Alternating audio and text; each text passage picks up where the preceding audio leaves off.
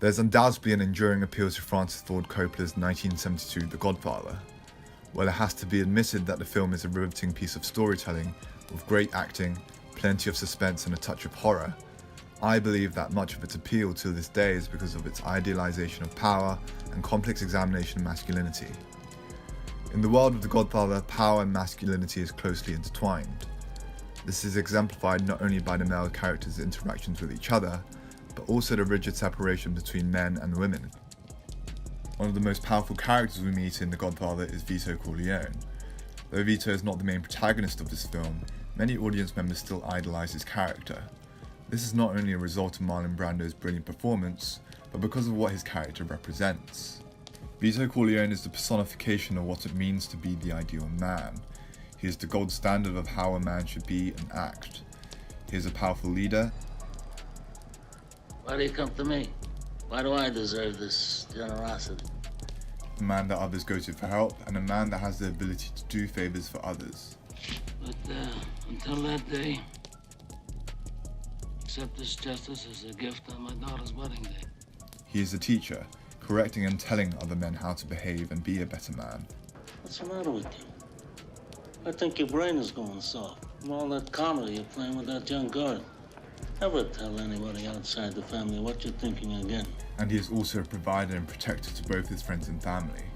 Vito is a man in this film that is highly respected because of his power, and that's what I believe makes him so engaging. As human beings, what we all want is to be respected. This is why we, as audience members, idealize his character and consequently the power that Vito Corleone has.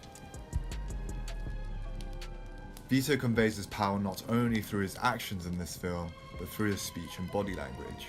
Vito has the capabilities to act violently, which exhibits fear to other men. His speech is slow, assertive, and resolute, which suggests his self-confidence.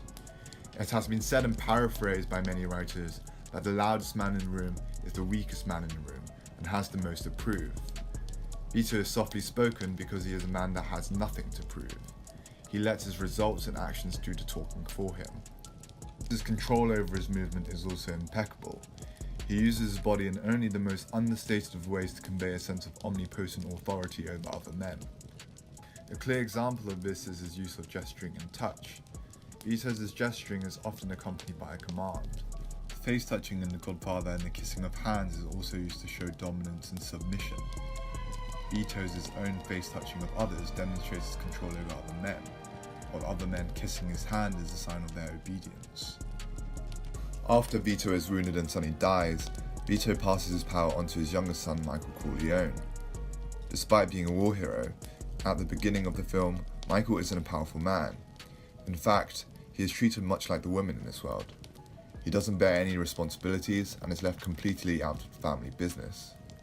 When coming up with an idea to avenge his father, Michael's masculinity and in turn his ability to lead is called into questions by other members of the family. The way in which Michael is perceived only reaches a turning point when he is forced to kill for his family. After killing Sollozzo and McCluskey, Michael becomes a made man, as he proved he has the balls to risk it all. After the Sollozzo killing, Michael ends up in Sicily, where he utilizes his family's power to court Apollonia. When Michael talks to Apollonia's father, he hints at himself being a powerful figure, and in doing so, gets her father to agree to allow him to see her. Upon his return to the United States, he quickly patches a relationship with Kay in order to start a family. In his first conversation with Kay once returning, he suggests they have children and start a family together. It has already been mentioned earlier in the film by Vito that a man isn't a man unless he spends time with his family. Having a family is important to Michael. Not only will it give him a potential successor to the family business, but it also suggests maturity in someone that is responsible. Being a family man sheds his perceived image at the start of the film, which is someone that bears no responsibility. It should be noted that when Michael becomes the new head of the family, his leadership is once again called into question. It is not until he orders the killings of the heads of the 5 families that he shows his capabilities, as he once again kills to protect his family. Michael already has the mind of his father, both tactical and ruthless. Unlike Sonny, Michael isn't emotional and impulsive, and unlike Tom Hagen, he is someone that is willing to take action. In terms of his speech and body language, Michael becomes more like Vito as the film progresses. Like Vito, he also becomes a teacher, telling Fredo and others around him how to behave. His speech becomes more assertive, and his use of gesturing and touch greatly increases. Michael's confrontation with Carlo is the perfect example of his resemblance to Vito. This scene is used to mirror Vito's scene with Bonacera at the beginning of the film, as we have a man that is in trouble and their fate, their justice is in the hands of the Don. Michael's reaction to Carlo's confession is also interesting to note. He first emasculates Carlo by watching him sulk, and as Vito puts to Johnny Fontane at the beginning of the film, real men don't cry. Men should act like men, and not like Hollywood Finucci's that cry like women. Michael then takes him out of the family business, shutting him out just like the women in this world. And only after emasculating him, watching him squirm, only then he decides to kill him. In the final scene with Michael, Kay asks whether he ordered the killings, in which Michael responds, no. Kay is kept out of the family business and is relieved of any responsibilities, reinforcing the roles of men and women in this world. This is the patriarchal culture of the mafia. Men hold the power and women do not. Men in this film are in a separate battleground to fight for power. Women are their subordinates. The Godfather Part 1 serves to show the power of Vito Corleone and the transference of power onto Michael Corleone.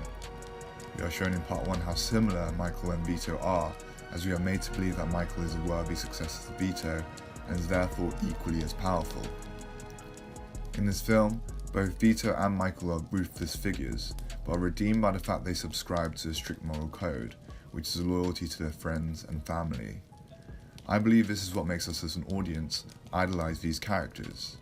Throughout the film, we watch the exchange and display of power, but all these actions are done ultimately for the benefit of the family. We are drawn into this noble cause as we witness a man going from no power to having all the power. We wish to emulate aspects of these characters' actions so that we, like Vito and Michael Corleone, can also one day become powerful and respected. Hey guys, thank you for watching. This is my first time attempting to make a video like this, so please mind my editing. The Godfather is one of my favourite movies of all time, and I thought I would start with an analysis of it. If you enjoyed it, please like and subscribe, and I'll be posting more videos like this very soon. Take care. What the hell is this? It's a Sicilian message. It means Luca Brasi sleeps with the fishes.